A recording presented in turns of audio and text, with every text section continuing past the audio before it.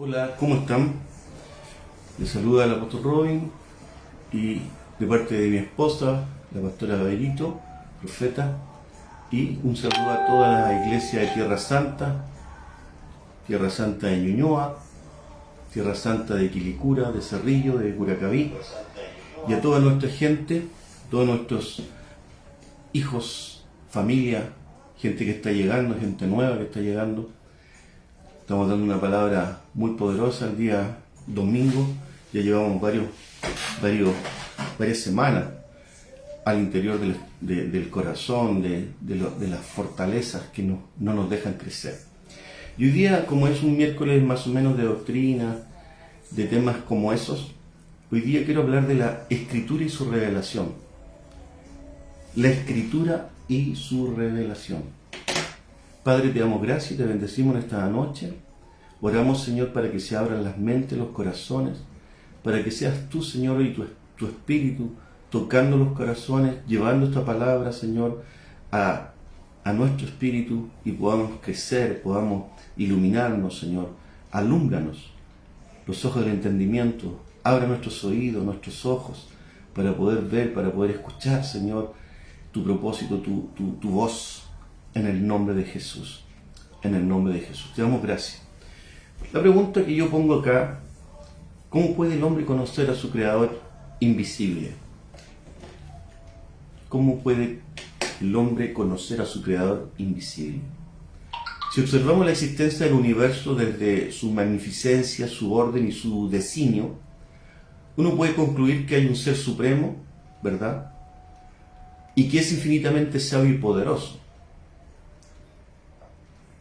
En realidad, este Dios se ha dado a conocer a los hombres a través del encuentro divino humano, donde ha hablado por hechos que salvan y palabras que iluminan.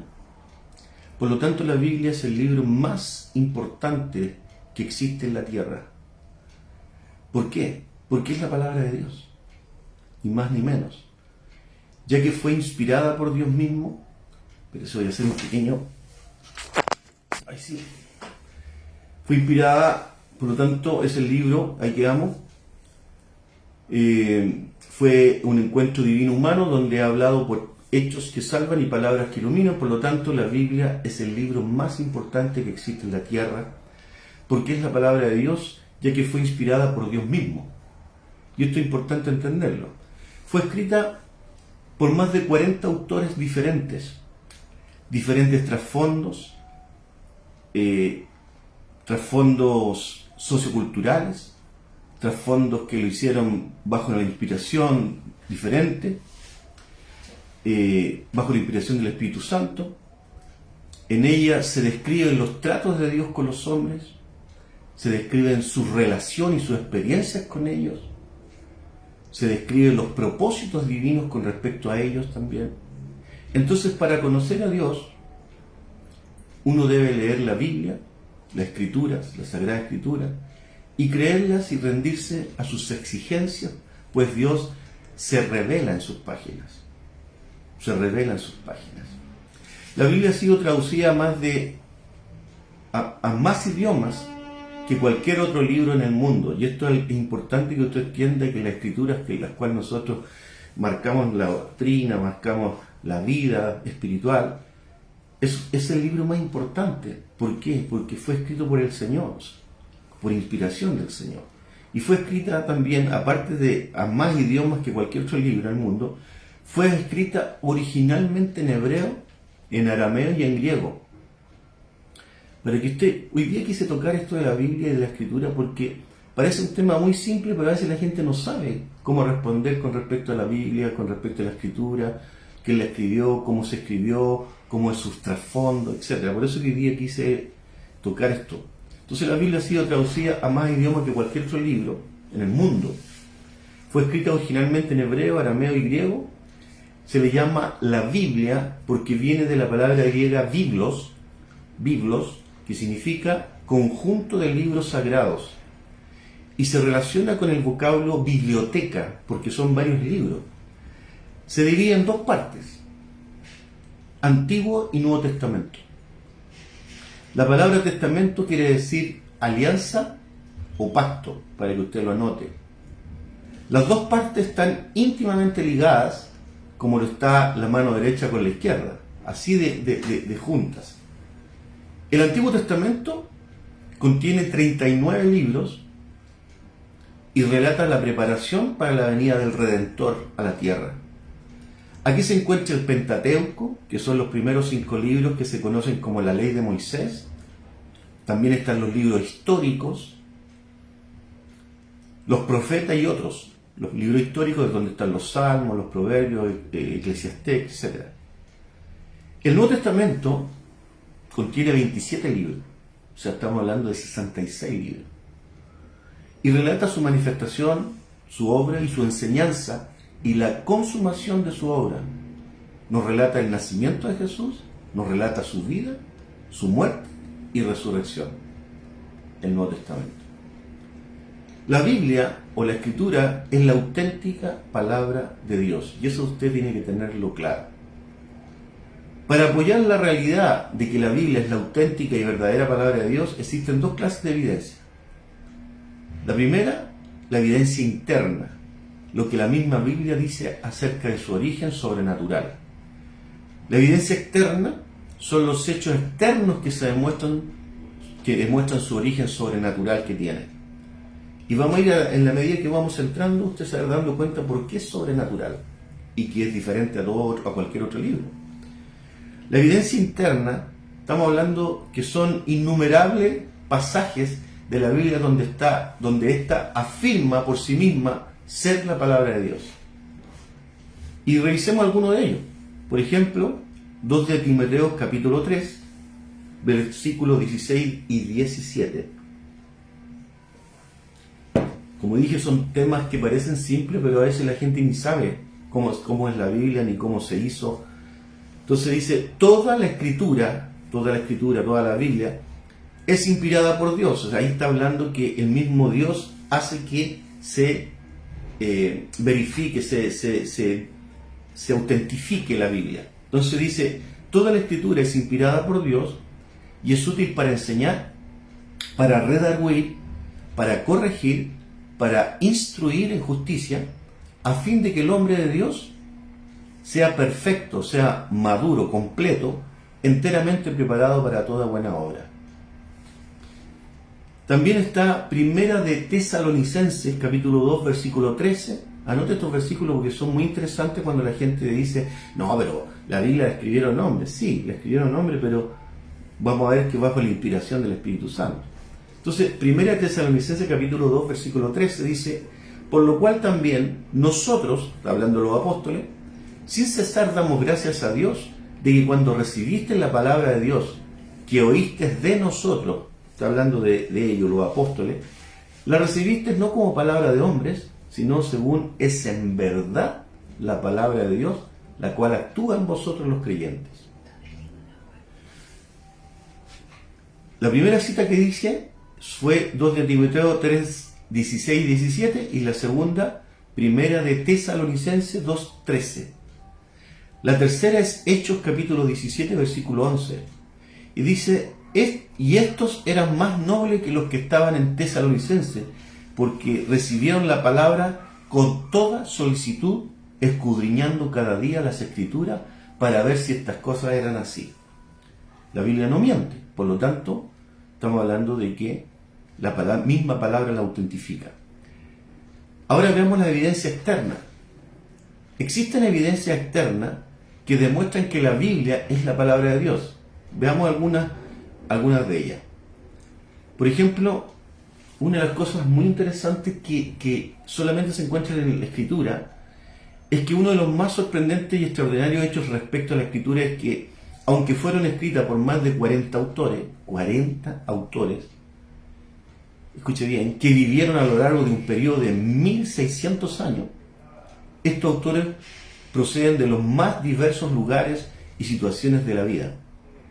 Por ejemplo, dentro de los autores, de los 40 autores, hubieron reyes, hubieron campesinos, hubieron filósofos, hubieron hombres de Estado, hubieron pecadores, médicos, eruditos, poetas, agricultores, sea, hay una gama extensa de personas que vivieron en diferentes culturas, con diferentes experiencias existenciales y que con frecuencia fueron completamente distintos en carácter, cada uno de ellos. Lo otro sorprendente es que la escritura tiene una continuidad, hermano, que puede ser observada desde Génesis hasta Apocalipsis, y esto quiere decir que sigue una misma idea y no se contradice, lo cual evidencia que detrás de esos autores había una sola mente maestra, que era el Espíritu Santo. Y esto tiene que usted tenerlo claro cuando evangelice, cuando hable. ¿Por qué? Porque muchas veces nosotros no sabemos explicar por qué la Biblia nosotros la seguimos como la verdad absoluta de Dios y como que todo se mide en base a ella. Cualquier idea, cualquier propósito, cualquier visión tiene que ser pesada por la Biblia, porque la Biblia es la que marca la diferencia. Entonces nosotros tenemos que aprender estas cosas para poder enseñar, para poder sacar de errores a la gente, que hay mucho mito urbano detrás de esto. ¿Qué otra cosa hace una diferencia de la Biblia como algo especial, como un libro distinto y en la aplicación práctica? No sé si ustedes se acuerdan, hay una técnica en el mundo llamada la técnica del rumor, no sé si lo han escuchado alguna vez, que consiste en una dinámica que incluso la hacía el Don Francisco en el Sábado Gigante, que le hablaba una cosa a uno, ese se lo hablaba a otro, el otro al otro, y así sucesivamente, y cuando llegaba al final, llegaba una cosa completamente distinta. Bueno, esta técnica en el mundo se llama técnica del rumor, que consiste en una dinámica de grupo que demuestra científicamente cómo se construye un rumor y también cómo se puede llegar a distorsionar el mensaje original. ¿Cuál mensaje original? El que se transmite a través de los diversos interlocutores. Y también se puede observar cómo de forma progresiva va cambiando el mensaje hasta convertirse en algo que no tiene ningún parecido, no tiene nada que ver con el mensaje principal o original. Para esto se toma a un grupo de personas, se le comunica un mensaje al oído, como dije. La idea es que este a su vez transmite el mismo mensaje que oyó al oído de la otra persona siguiente, y después de pasar el mensaje por muchas personas, se acuerda que Don Francisco ponía como 10 personas y lo hacía, se le pide a la última en recibir el mensaje que lo diga en voz alta, y el resultado es que el mensaje no tiene nada que ver con el original, porque fue cambiado de una persona a otra. Y aquí se da lo extraordinario. Aquí se da lo extraordinario, que si nosotros pensamos que la Biblia fue escrita en un periodo, primero, de 1600 años, segundo, por más de 40 autores, y con distintos niveles culturales o socioculturales, nunca se ha distorsionado el mensaje de punta a cabo. Siempre tiene el mismo hilo conductor. Y vemos que se conserva la misma línea, el mismo hilo conductor, y que es una evidencia sobrenatural de que el escritor que lo influencia fue el mismo, es decir, el Espíritu Santo. Usted tiene que tener claro esta respuesta. O sea, tiene algo sobrenatural que no todos los libros lo tienen. Por eso que la Escritura, la Biblia, para nosotros tiene un poder. Además que dijo en el principio era el verbo, la Escritura, la palabra era con Dios, y la palabra, el verbo, era Dios. O sea, esa palabra se materializó ¿cuándo? Juan 1:14, cuando lo oímos caminar acá en la tierra. Ese verbo, esa palabra se encarnó y lo vimos su gloria caminando entre nosotros. O sea, Cristo es la palabra, por lo tanto Él no miente. El apóstol Pablo dice en 1 de Timoteo capítulo 3, versículo 16, vuelvo a repetir, toda la Escritura, todo lo que nosotros entendemos por la Escritura, la Biblia, los 66 libros, toda la Escritura es inspirada por Dios. Usted tiene que partir de esa base. Y es útil para enseñar, para redarguir, para corregir, para instruir en justicia, a fin de que el hombre de Dios sea perfecto, maduro, completo, enteramente preparado para toda buena obra. Por eso es que cuando uno sigue la palabra tiene mejores matrimonios, tiene mejores relaciones de padre a hijo, de hijo a padre, con el prójimo, con las personas. Y ahí te lleva a perdonar, te lleva a reconciliar, te lleva a tener dominio propio, te lleva a un cambio total. Las palabras que se traducen inspiradas por Dios, ¿se acuerda que dice toda escritura es inspirada por Dios? Esta palabra que se traduce como inspirada por Dios, escúcheme, significa literalmente soplado por el aliento de Dios, para que usted sepa. O sea, no es cualquier cosa, no es que al hombre se le ocurrió escribir lo que se le ocurría, no. Dios preparó personas donde su aliento de vida, su espíritu, y que es en la misma palabra cuando le dio vida al hombre en Génesis.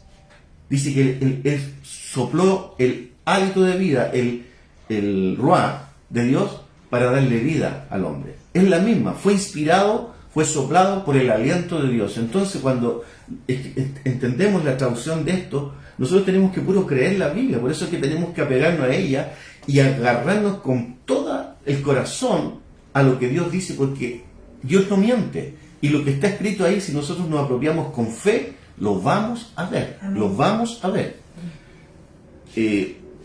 Entonces, Dios sopló en los escritos sagrados. Dígalo conmigo. Dios sopló en los escritos sagrados, que es nuestra escritura, que es la Biblia. 2 de Pedro, capítulo 1, versículo 21. 2 de Pedro 1, capítulo 1, versículo 21, agrega, y mire qué interesante, dice, porque nunca la profecía fue traída por voluntad humana. Ahí está diciendo, o sea, todos estos hombres que profetizaron, que escribieron la escritura, dice, nunca fue traída por voluntad humana, sino que los santos hombres de Dios hablaron, vuelve la palabra, siendo inspirados por el Espíritu Santo. Tremendo. Tiene que tenerlo claro entonces usted para cuando evangelice, cuando hable. Por lo tanto, la mejor defensa contra la falsa doctrina, lo hemos enseñado muchas veces, dejen ponerlo en negro esto porque me gusta.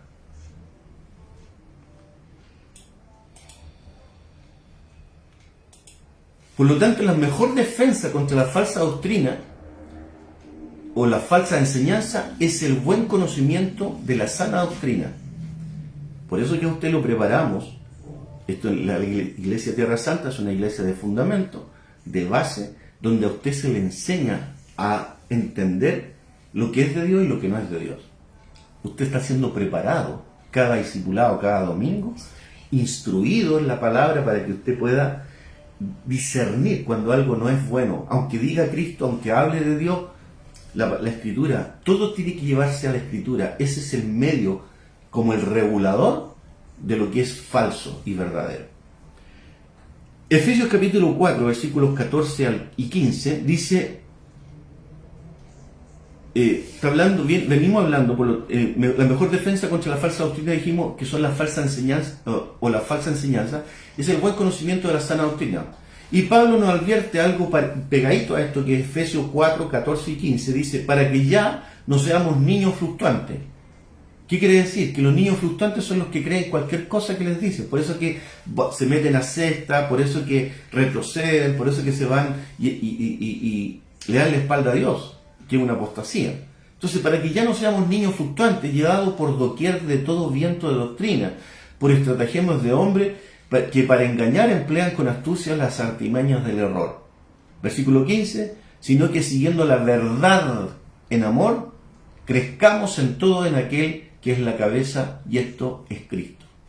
Por lo tanto, vuelvo a repetir, usted está siendo preparado para que usted pueda discernir y para poder saber cuando algo no es de Dios. Porque van a venir muchas ovejas, dice, falsos maestros, que se van a introducir para hablar cosas que no convienen. Ahí van a haber hombres que le van a hablar a las sensaciones, a la sensualidad,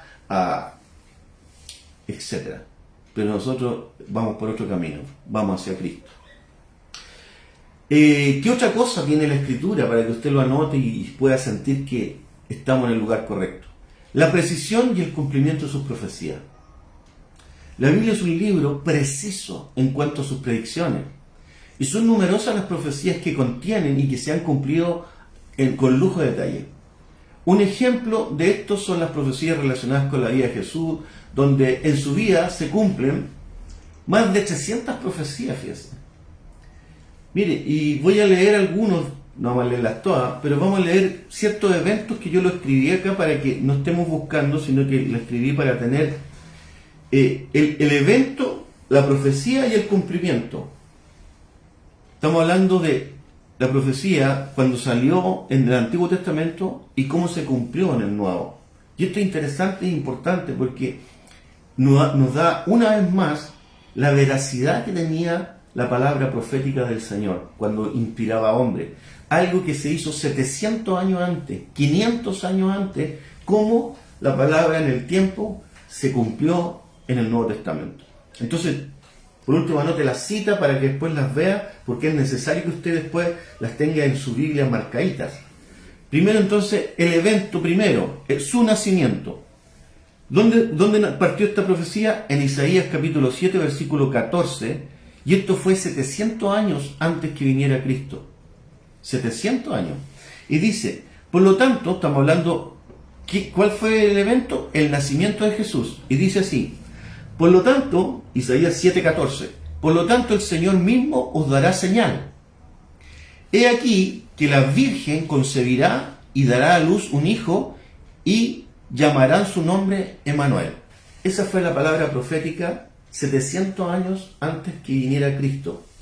Y en el Nuevo, en Mateo capítulo 1, versículo 18, después 22 y 23, está el cumplimiento de esta palabra de una manera sorprendentemente exacta. Dice, el nacimiento de Jesucristo fue así. Estando desposada María, su madre, con José, antes que se juntasen, se halló que había concebido del Espíritu Santo. Versículo 22. Todo esto aconteció para que se cumpliese lo dicho por el Señor por medio del profeta, cuando dijo, versículo 23, he aquí una virgen concebirá y dará a luz un hijo y llamará su nombre Emmanuel, que traducido es Dios con nosotros. Tremendo, ¿no? 700 años antes Isaías lo dice, Isaías 7:14, y ¿dónde se realiza esta profecía? ¿Dónde se cumple? Mateo capítulo 1, versículos 18, 22 y 23. ¿Qué otro evento? El lugar del nacimiento donde iba a nacer el Mesías. ¿Dónde está esto en el Antiguo Testamento? ¿Dónde está la parte profética? Miqueas capítulo 5, versículo 2. Miqueas. 700 años antes también. 700, por favor, usted pueda medir en el tiempo. Nosotros vivimos como 80 años. Imagínate, esto fue dicho en el Antiguo Testamento 700 años antes que viniera Cristo. ¿Y cómo se cumplieron? Para que usted se aferre a la palabra y diga, esta palabra si lo dice, esta profecía, esta promesa es mía. Es mía. Entonces, ¿qué es lo que está? ¿Cuál es el segundo evento? Lugar de nacimiento. Miqueas 5:2. Dice, pero tú, Belén Efrata, pequeña para estar entre las familias de Judá, escuche, de ti me saldrá el que será Señor en Israel. Y sus salidas son desde el principio, desde los días de la eternidad. ¡Qué tremendo! Desde los días de la eternidad. ¿Dónde se cumple esta palabra? Que fue 700 años antes, en Lucas capítulo 2, versículos 4 al 7. Y dice, y José subió de Galilea, de la ciudad de Nazaret a Judea, a la ciudad de David que se llama Belén. ¿Dónde había dicho que iba a nacer en el Antiguo Testamento? En Belén, Efrata. Por cuanto era de la casa y familia de David, para ser empadronado con María su mujer, desposada con él, la cual estaba encinta. Versículo 6. Y aconteció que estando ellos allí, se cumplieron los días de su alumbramiento. Versículo 7. Y dio a luz a su hijo primogénito, lo que significa el primero de varios, y lo envolvió en pañales y lo acostó en un pesebre, porque no había lugar para ellos en el mesón. ¿Qué le parece? Ahí se da cuenta usted la veracidad de la palabra profética del Señor en el tiempo que se iba a cumplir en el Nuevo Testamento.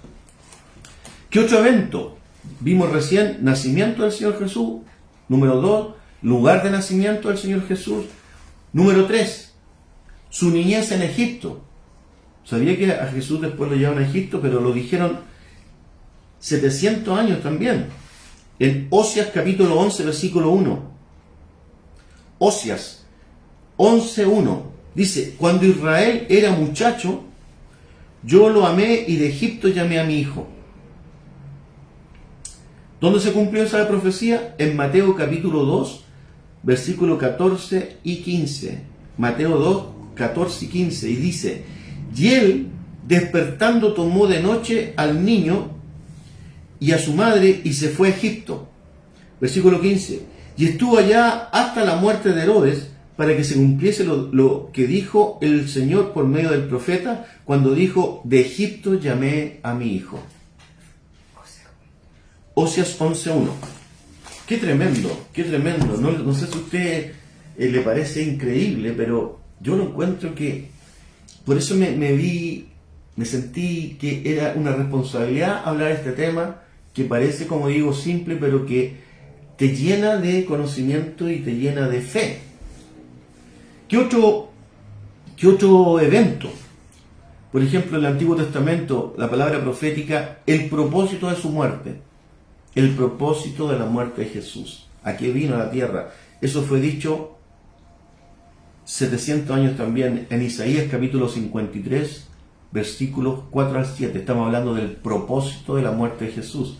Dice: ciertamente llevó Él nuestras enfermedades y sufrió nuestros dolores, y nosotros le tuvimos por azotado, por herido de Dios y abatido. Versículo 5. Mas Él herido fue por nuestras rebeliones, molido por nuestros pecados. Dígame que no es así. El castigo de nuestra paz fue sobre Él, y por su llaga fuimos nosotros curados. Versículo 6. Todos nosotros nos descarriamos como ovejas, cada cual se apartó por su camino, mas Jehová cargó en Él el pecado de todos nosotros. Versículo 7. Angustiado Él y afligido, no abrió su boca. Como cordero fue llevado al matadero, y como oveja delante de sus trasquiladores, enmudeció y no abrió su boca. Es tremendo que esto fue escrito 700 años antes de que Cristo viniera, y dígame que no fue así. Ciertamente, estamos hablando del propósito de su muerte, ciertamente Él llevó nuestras enfermedades y sufrió nuestros dolores, y nosotros le tuvimos por azotado. ¿Se acuerda cuando le pegaron? Por herido de Dios y abatido, mas Él herido fue por nuestras rebeliones, molido por nuestros pecados. Por eso que fue molido, porque Él estaba pagando el pecado de todos nosotros, hermano.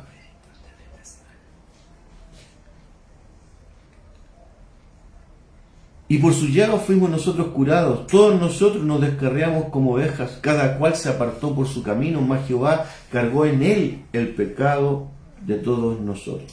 Angustiado Él y afligido. Y esto es Isaías 53, del 4 al 7. ¿Dónde se cumplió esto? En el Nuevo Testamento. Pedro habló de eso. Primera de Pedro 2, capítulo 2, versículos 24 y 25. Habló de esto, del propósito de su muerte. Dice: quien llevó él mismo nuestros pecados en su cuerpo sobre el madero, para que nosotros, estando muertos a los pecados, vivamos a la justicia, y por cuya herida fuiste sanado, porque vosotros erais como ovejas descarriadas, pero ahora habéis vuelto al pastor y obispo de vuestras almas. Tremendo. Primera de Pedro 2, 24 y 25.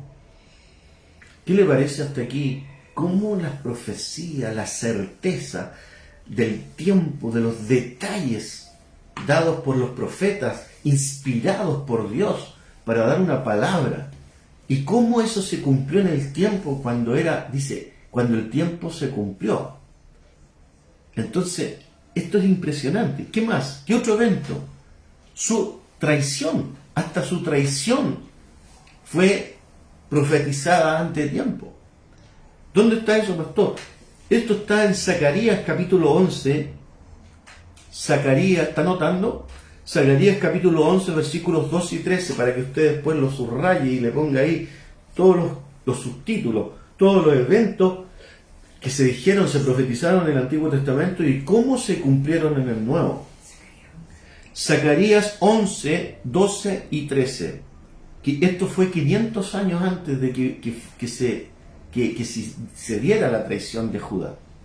Dice, y les dije, si os parece bien, dame de mi salario, y si no, dejadlo. Y pasaron por mi salario 30 piezas de plata, versículo 13. Y me dijo Jehová, échalo al tesoro, hermoso precio con que me has apreciado. Casi lo dice como sarcásticamente. Y tomé las 30 piezas de plata y las eché en la casa de Jehová al tesoro.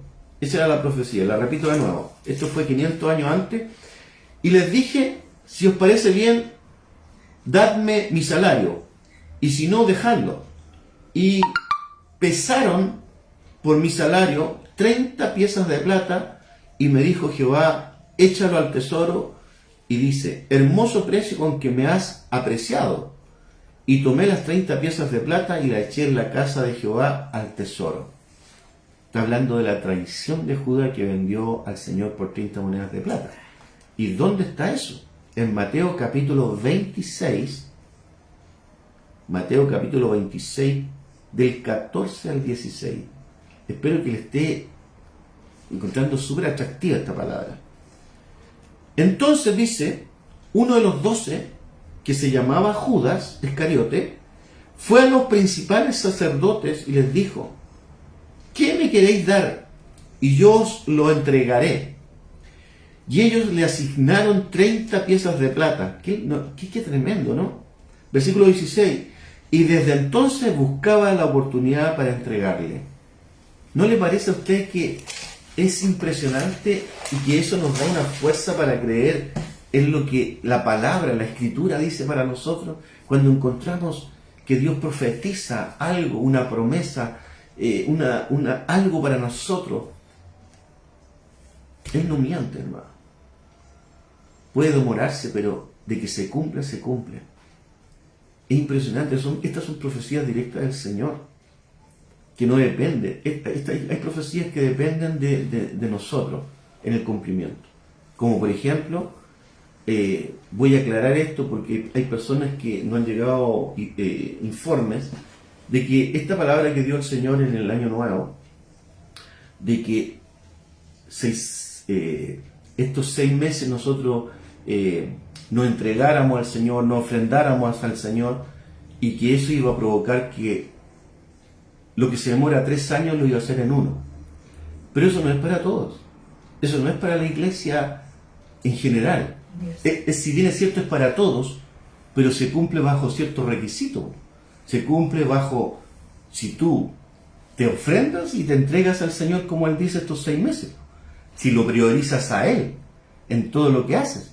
Porque si no, no te estás ofrendando al Señor. Entonces nunca se van a cumplir que los 3 años sean en 1. Entonces tú tienes que tomar conciencia, cuando Dios dice algo, sopesar lo que está diciendo. Significa que estos 6 meses no hay ninguna otra cosa más importante que usted, Señor. Es priorizar, es canalizar toda mi ser, todas mis actividades en Él. ¿Para qué? Para que se cumpla, que 3 años en un aceleramiento se cumpla en 1 año. Si no, no se va a cumplir en ti, aunque Dios lo haya dicho. Porque en ese sentido no es para todo, es para todo aquel que sí hace el esfuerzo y paga el precio de ofrendarse, de entregar su voluntad, su orgullo, su desobediencia, su culpa, todo lo que le cuesta. Es ofrendarse, es poner a Dios en primer lugar, es orar, es buscarlo. Ahí se va a cumplir, pero no porque ahí si usted está sentado le va a llegar. Acá estamos hablando de profecías declaradas del Señor que no dependen del hombre, dependen de que Él lo declaró y se va a hacer. ¿Cuál otro evento? Bueno, una vez ya aclarado el punto, ¿cuál es el otro evento? La crucifixión. Me va a creer que también fue marcada, fue profetizada antes de que ocurriera, 700 años antes. ¿Dónde está eso, pastor? Salmo 22, 1. Escuche, tiene varios puntos, así que anote esto. ¿Dónde está esto? En el Antiguo Testamento, en el Salmo 22, está en el 1 7 y 8 y después 18, anótelo. 22, Salmo 22, 1, 7 y 8 y 18, del mismo capítulo 22. Lo voy a leer ahora. Dios mío, ¿por qué me has desamparado? ¿No le suena conocido? ¿Por qué estás tan lejos de mi salvación y de las palabras de mi clamor? Versículo 7. Todos los que me ven, y ponga mucha atención en lo que voy a relatar, porque usted que ha visto películas de Jesús se da cuenta que se cumplió así, exacto. Entonces empiezo de nuevo. Dios mío, ¿por qué me has desamparado? ¿Por qué estás tan lejos de mi salvación y de las palabras de mi clamor? Versículo 7. Todos los que me encarnecen estiran la boca y menean la cabeza diciendo, se encomendó a Jehová, líbrele él, sálvele, puesto que en él se complacía. Versículo 16, perdón. Porque perros me han rodeado y me han cercado cuadrilla de malignos.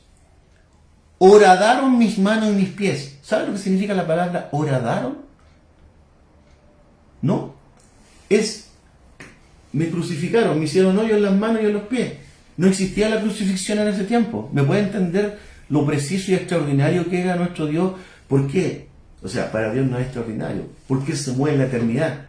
Él sabe lo que va a pasar en 10 años más, en 100 años más, en un milenio más. Él sabe porque Él se mueve. Él tuvo que hacer un pare para meterse en el tiempo de nosotros. Por lo tanto, cuando Él nos da una revelación y un anuncio del Apocalipsis, es ridículo no poder obedecerle. De que está cerca del final, de que Él lo que dice que va a hacer, de que el enemigo se va a revelar, etcétera, etcétera, que va a venir a buscar a su iglesia. Entonces nosotros vivimos de repente en la luna, como que este evento es un tema religioso. No, si Dios no se equivoca cuando dice, y más, nos habla a nosotros, sus hijos, para que estemos atentos y apercibidos. Y no pase lo de las 10 de las 10 vírgenes, que 5 estaban apercibidas y las otras 5 andaban diciéndole al Señor, ofréndense a mí, háganse, búsquenme. No, pero siempre hay algunos que andan en otras. Siempre. Porque no se les revela lo que Dios está diciendo en su profundidad. Entonces, yo creo que esto fue tremendo. Dice, todos los que me ven me escarnecen, estiran la boca y menean la cabeza, diciendo, se encomendó a Jehová, líbrele él, sálvele él, puesto que se complacía. Versículo 16, porque perros me han rodeado y me han cercado cuadrilla de malignos, horadaron mis manos y mis pies, o sea, me hicieron los hoyos en las manos y en los pies, donde los cruzaron en la crucifixión. Versículo 17, contar puedo todos mis huesos, entre tanto ellos me miran y me observan. Versículo 18, repartieron entre sí mis vestidos y sobre mi ropa echaron suerte. ¿No hicieron eso con el Señor Jesús? Y esto fue dicho en los Salmos, más o menos 700 años antes. ¿Qué iba a pasar? Extraordinario. Yo lo encuentro, no sé, yo a lo mejor me afano, me apasiono, pero ¿cómo no me voy a apasionar si lo que dice nuestro Señor es tan cierto, es tan verdadero? Y nosotros a veces estamos tan lejos de seguirlo, del privilegio que tenemos que Él se nos revele, que nos hable, que nos haga sus hijos, que nos dé promesa y que nosotros la dejemos pasar por el lado. ¿Dónde se cumple esta palabra? En el Nuevo Testamento. En Mateo 27, Mateo capítulo 27, y aquí también voy a tener varios versículos saltados que son más importantes para que usted lo anote. Mateo 27, el mismo capítulo, vamos a ver el versículo 35, versículo 39, versículo 43 y 46. Mateo 27, 35, 39, 43 y 46. Ponga atención en lo que leímos anteriormente en el Salmo. ¿Se acuerda? En el Salmo 22, 1, 7, 8 y 16, 18. Ahora mire, 27, Mateo 27, 35, 39, 43 y 46. Dice, cuando le hubieran crucificado, repartieron entre sí sus vestidos. ¡Wow! Mire cómo se empieza a cumplir. Echando suertes para que se cumpliese lo dicho por el profeta. Partieron entre sí mis vestidos y sobre mi ropa echaron suertes. Mira qué tremendo, hermano. ¿Qué sabían los romanos que iban a repartir la suerte? Ellos no conocían la palabra.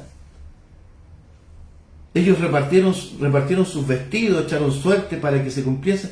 Entonces, Dios es tremendo, como sabe lo que va a ocurrir.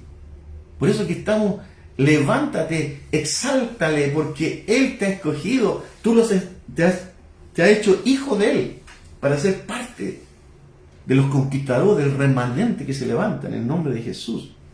Entonces dice, partieron entre sí sus vestidos y sobre mi ropa echaron suerte, versículo 39.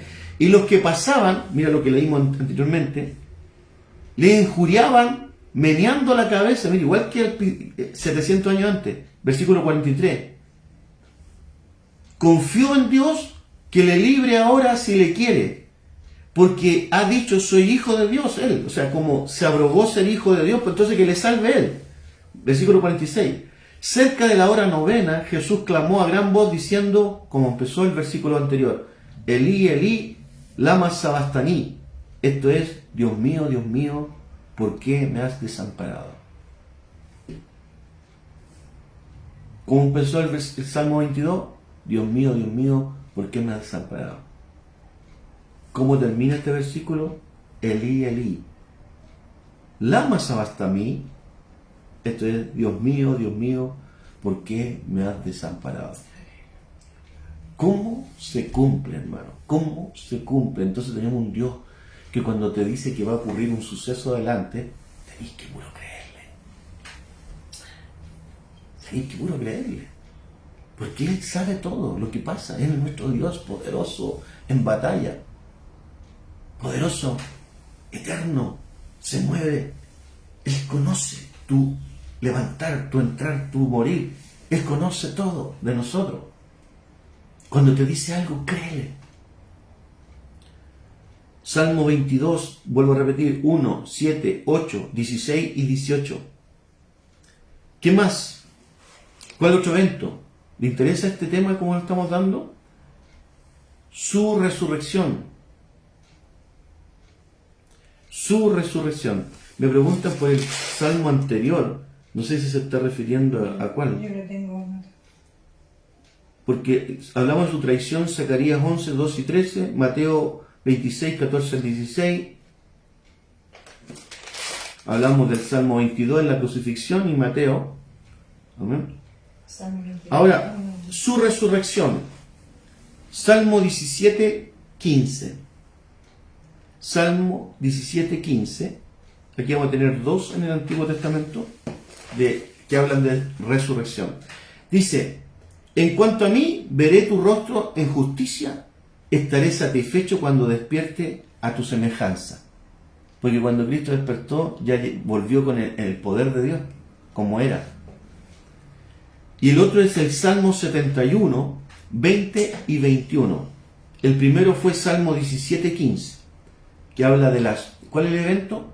Su resurrección.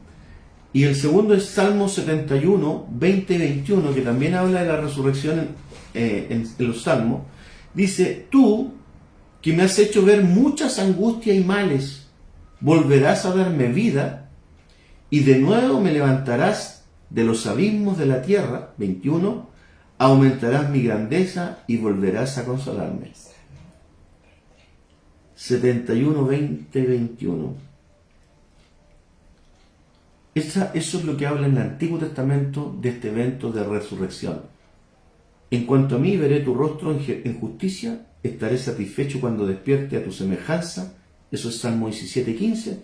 Y el Salmo 71, 20 y 21 dice, tú que me has hecho ver muchas angustias y males, volverás a darme vida y de nuevo me levantarás de los abismos de la tierra, aumentarás mi grandeza y volverás a consolarme.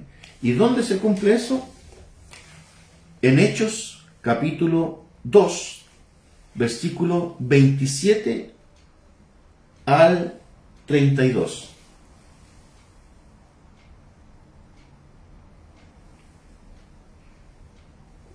¿Lo anotó?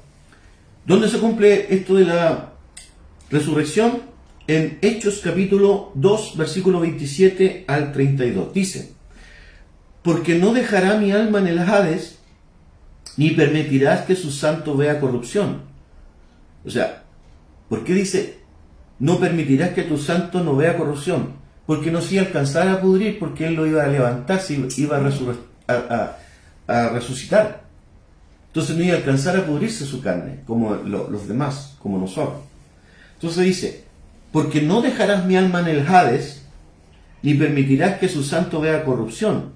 Me hiciste conocer los cambios de la vida, me llenarás de gozo con tu presencia. 29. Varones hermanos, se os puede decir libremente del patriarca David, que murió y fue sepultado. Está dando un ejemplo del hombre común. Y su sepultura, y su sepulcro está con nosotros hasta el día de hoy. Pero siendo profeta y sabiendo que con juramento Dios le había jurado que de su descendencia en cuanto a la carne levantaría al Cristo para que se sentara en su trono, viéndolo antes, habló de la resurrección de Cristo, que su alma no fue dejada en el Hades, ni su carne vio corrupción. A ese Jesús resucitó Dios, de lo cual todos nosotros somos testigos. ¿Qué le parece? ¿Qué le parece todo esto? Yo no sé si usted lo está entendiendo, pero yo lo encontré increíble. Como dije, parece un tema muy simple, hablar de la Biblia, hablar de la Escritura, pero son datos duros, son datos potentes, que nos tienen que dar una fe, nos tienen que animar, que lo que está escrito en la Biblia es real. Cuando usted esté leyendo la Escritura, Dios sabe lo que escribió, inspiró a hombres para que el Espíritu Santo les dijera qué decir. Y todo es para nosotros. Yo no sé, a ver si alcanzo por el tiempo a decir más cosas. ¿Qué otra cosa posee la Escritura? Una información científica que es fidedigna, ¿verdad? Sí. La Biblia hizo afirmaciones, escúcheme, sobre cuestiones científicas que no habían forma de saber en ese entonces, lo cual confirma que solo Dios podía haber sabido algo como esto. Por ejemplo, que la Tierra es redonda. Isaías 40:22. Isaías 40:22. Dice, Él está sentado sobre el círculo de la tierra, cuyos moradores son como langostas. Él extiende los cielos como una cortina, los despliega como una tienda para morar. O sea, cuando Cristóbal Colón en el siglo IV, XIV, declaró que la tierra era redonda, se le consideró un loco, un errado, porque la creencia era que era plana. Las teorías más antiguas sobre la esfericidad de la Tierra datan de 600 años antes de Cristo. Sin embargo, la Biblia, más de 100 años antes que eso, declaró que la Tierra es redonda. No sé, pero yo estoy motivado, estoy inspirado, así como siento como qué extraordinario es nuestro Señor, la Escritura, que tú tienes ahí a la mano en varias versiones. ¿Qué más? Que la Tierra flota en el espacio. ¿Cómo Dios podía saber? O sea, ¿cómo el hombre podía saber eso si en ese tiempo no habían los medios, no habían los instrumentos? ¿Dónde está eso? En Job, capítulo 26, versículo 7. 26:7, Job. Dice, Él, el Señor, extiende el norte sobre vacío y cuelga la tierra sobre nada. ¿Qué tal? Este escrito de la Biblia se calcula que más o menos data aproximadamente de 1800 años antes de Cristo. 1800 años antes de que viniera Cristo a la tierra. Por lo tanto, la Biblia, una vez más, fue exacta sobre una cuestión científica, sobre la cual no había forma de saber que la tierra flota o cuelga en el vacío del espacio. ¿Cómo el hombre iba a subir, pues, hermano? Si no había ni aviones. ¿Entiende? Sino que Dios, que se mueve en el universo, que creó el universo, Él nos da esta revelación a nosotros. ¿Cómo no creer en ella? ¿Cómo no creer lo que Dios nos dice que va a hacer? Para que tomemos un poquito de temor. Cuando Él nos ofrece un escape, una salida, algo que va a ser maravilloso, uno tiene que medir lo que está diciendo para que nosotros nos podamos enderezar, poder tomar las promesas y hacerlas vida. Tomar el poder de Dios y levantarnos en el nombre de Jesús. ¿Qué más? La luz puede dividirse. ¿Sabe a dónde sale eso? Job, capítulo 38, versículo 24. Dice, ¿por qué camino se reparte la luz y se esparce el viento solano sobre la tierra?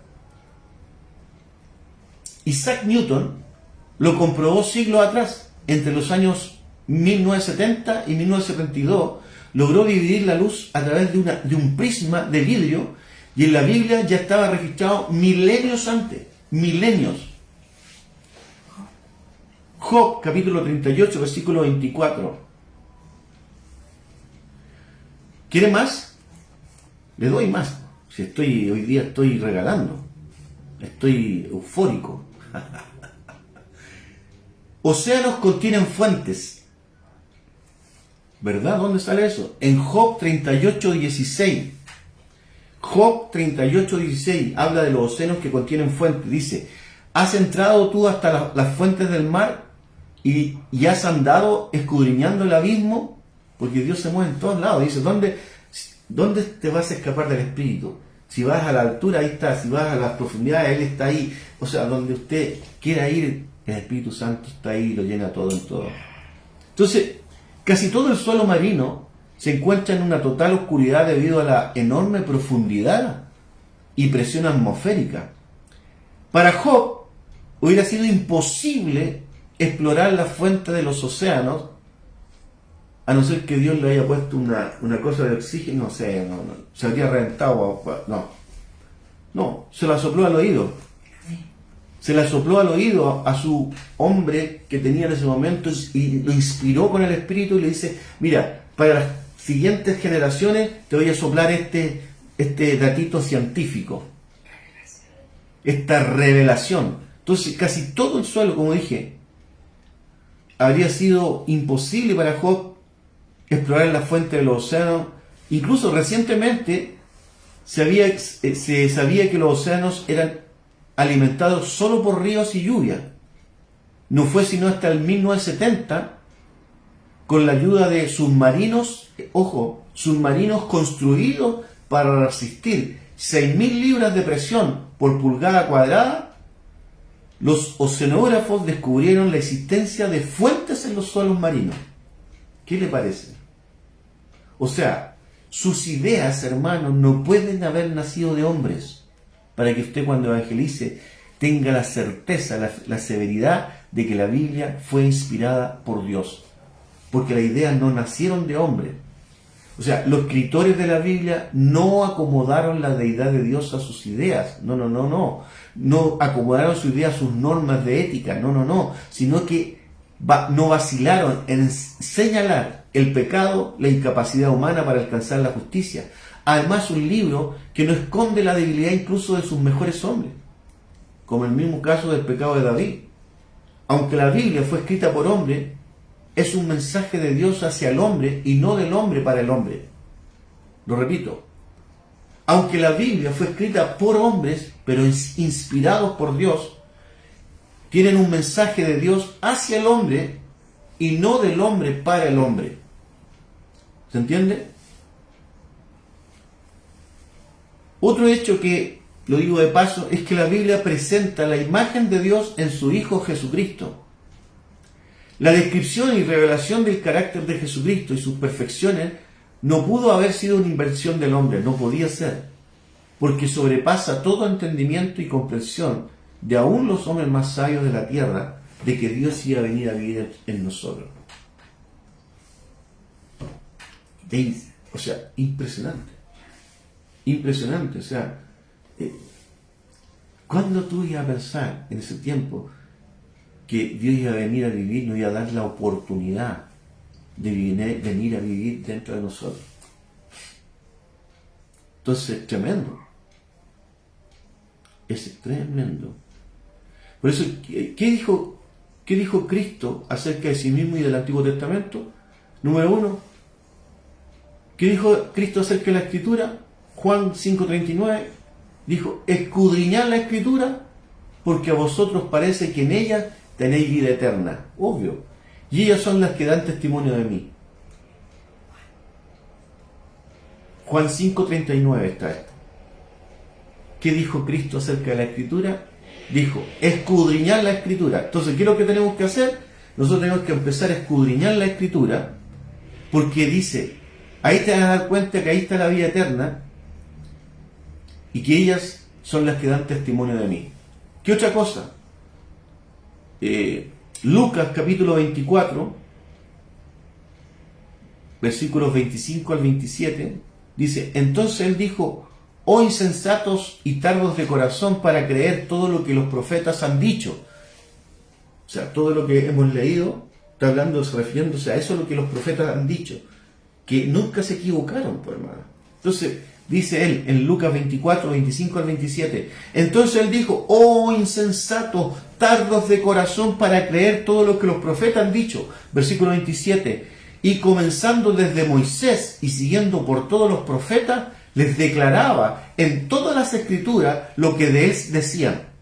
Versículo 44, y les dijo, estas son las palabras que os hablé, estando aún con vosotros, que era necesario que se cumpliese todo lo que está escrito de mí en la ley de Moisés, o sea, en la Biblia, en los profetas y en los salmos. Ahí describe la palabra, la escritura completa. O sea, Dios sigue hablando de la severidad de la Biblia, de lo correcto, de lo verdadero que es lo que dice ella. ¿Por qué? Porque dice, y les dijo, estas son las palabras que os hablé estando aún con vosotros.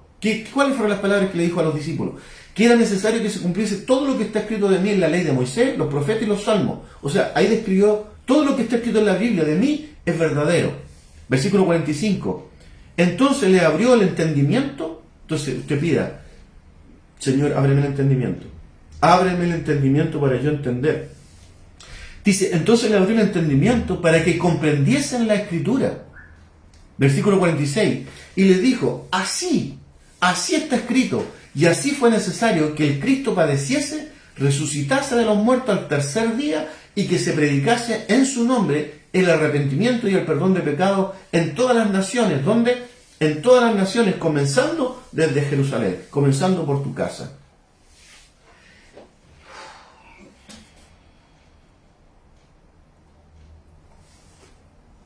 Mire, por eso me voy a pasar un minuto. ¿Qué dijeron los apóstoles con respecto a Cristo en el Antiguo Testamento? O sea, con respecto al Antiguo Testamento y a Cristo. Número uno, ¿a qué conclusión llegó Pedro con respecto a Cristo y al Antiguo Testamento? Hechos capítulo 3, versículos 17 y 19. Hechos capítulo 3, versículos 17 al 19 dice, mas ahora, hermanos, sé que por ignorancia lo habéis hecho. Nosotros a veces erramos por ignorancia, como también vuestros gobernantes lo hicieron. Pero Dios ha cumplido así lo que había antes anunciado por boca de todos sus profetas, que su Cristo había de padecer, así que arrepentidos y convertidos para que sean borrados vuestros pecados, para que vengan de la presencia del Señor tiempos de refrigerio. Esto está en Pedro, o sea, en Hechos capítulos 3, versículos 17 y 19, hablando Pedro. Hechos 3, 17 al 19.